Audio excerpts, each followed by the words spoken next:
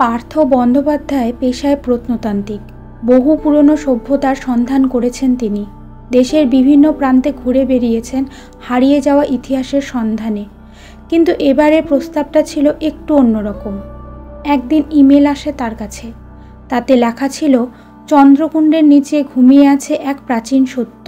সত্য জানতে চাইলে 15ই মার্চ চন্দ্রকুণ্ডে এসো। সত্য তোমার জন্য অপেক্ষা করছে।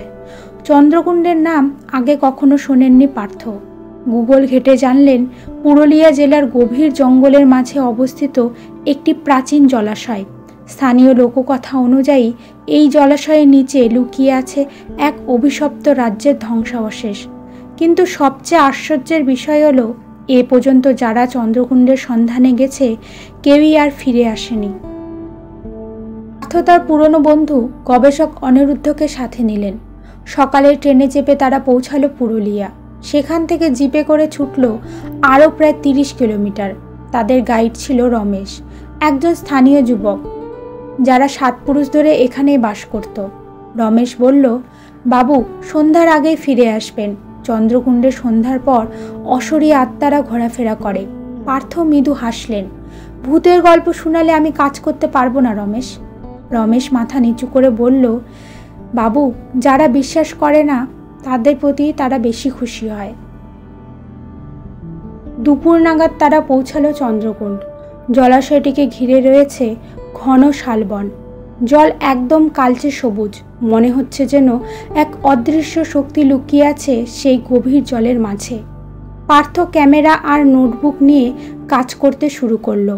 জলাশয়ের চারপাশে ছড়িয়ে ছিটিয়ে রয়েছে ভাঙ্গা মন্দিরের খোদাই করা পাথর আর কিছু অর্ধগলিত মূর্তি। অনিরুদ্ধ ফিসফিস করে বলল, তুই শুনছিস পার্থ? কে যেন আস্তে আস্তে কথা বলছে। ভূতের গল্প বাদ দে, পার্থ বলল। কিন্তু রমেশ তখন থেকেই ভয়ে কাঁপছিল।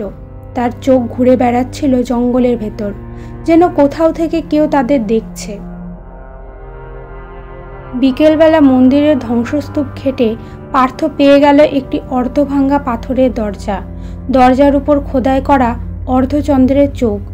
দরজার সামনে পড়েছিল একটি পাথরের পাত্র, তার গায়ে শুকিয়ে যাওয়া লালচে দাগ। রমেশ ফিসফিস করে বলল, এটা বলির পাত্র বাবু, এখানে মানুষ বলি দেওয়া হতো। অনিরুদ্ধ বলল, কিন্তু এই বলির পাত্রটা তো শুকিয়ে গেছে, তবে গন্ধটা যেন এখনো তাজা। রাতে তাঁবু ফেলা হলো জলাশয়ের পাশে। রমেশ আগুনের পাশে বসে নিচু গলায় মন্ত্র পড়ছিল। রাত 12টার পর থেকেই চারিদিকে শুরু হলো ফিসফিসানির আওয়াজ। চলে যাও, ফিরে যাও, এখানে শুধু বাজছে মৃত্যুর গান। পার্থ টর্চ জ্বালিয়ে চারিদিকে তাকালেন।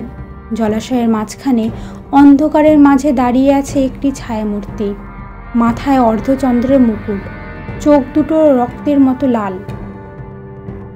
দিন সকালে পার্থ আর অনিরুদ্ধ সেই পাথরের দরজা খুলে ফেললেন। ভেতরে নামা সরু সিঁড়ি ছিল। মাটির নিচে লুকিয়ে আছে এক প্রাচীন গুহা, দেওয়ালে অলঙ্কৃত খোদাই। গুহার এক কোণে রাখা ছিল বিশাল পাথরের একটা কফিন। কফিনের গায়ে খোদাই করে লেখা ছিল রাজা চন্দ্রকেতুর অভিশাপ। পার্থ কফিনের ঢাকনা খুললেন। ভেতরে শুকিয়ে যাওয়া একটা কঙ্কাল, আর তার মাথায় কালো রঙের মুখোশ। সেই মুখোশের চোখ দুটো যেন তাকিয়ে আছে। আর তখনই শুরু হলো সেই মৃদু ফিসফিসানি, তোমরা ফিরে যাও, মৃত্যু অপেক্ষা করছে এখানে। পার্থ মুখোশটি ছুঁতে গুহার বাতাস ভারী হয়ে উঠল। গুহার দেওয়াল থেকে বেরিয়ে এলো অসংখ্য কালো ছায়া। রমেশ দৌড়ে পালাতে গিয়েও পিছলে পড়ে গেল। একটি ছায়া তার শরীরের উপর চেপে বসল। কান ফাটানো চিৎকার ছড়িয়ে পড়ল গুহার ভিতর। সেই চিৎকার আজও যেন জঙ্গলের মধ্যে ভাসমান। কোনো মতে পার্থ আর অনিরুদ্ধ পালিয়ে এলেন, কিন্তু রমেশ আর কখনো ফিরে আসেনি। এরপর তারা দুইজনেই কলকাতায় ফিরে আসে। ফিরে আসার পর এক রাতে পার্থের দরজার নিচে পাওয়া গেল একটি চিঠি। অমর রাজা এখনও জেগে আছে, তোমরা তার ঘুম ভেঙে দিয়েছ, অপেক্ষা করো, প্রতিশোধ আসছে।